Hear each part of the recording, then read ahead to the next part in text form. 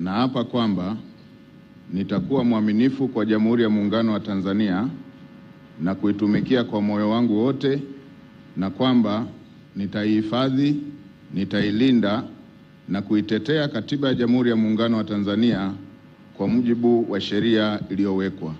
Ewe Mwenyezi Mungu nisaidie.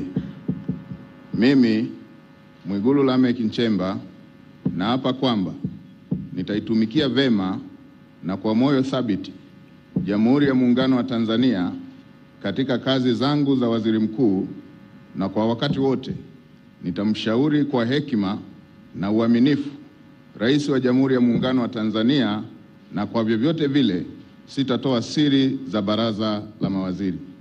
Ewe Mwenyezi Mungu nisaidie.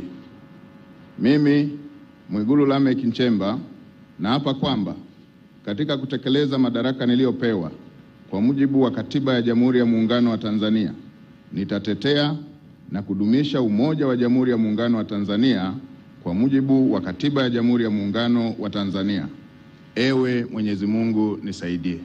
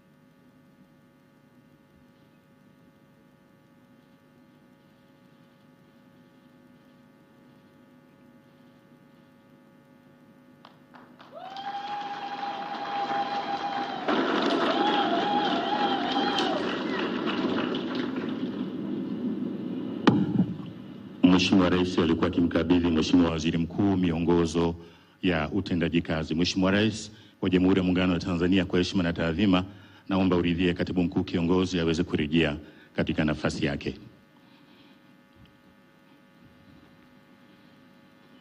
Na wakati huu Mheshimiwa Mjomba uweze kuendelea na ule wimbo maalum. Karibu sana Mheshimiwa Mjomba kwa wimbo maalum.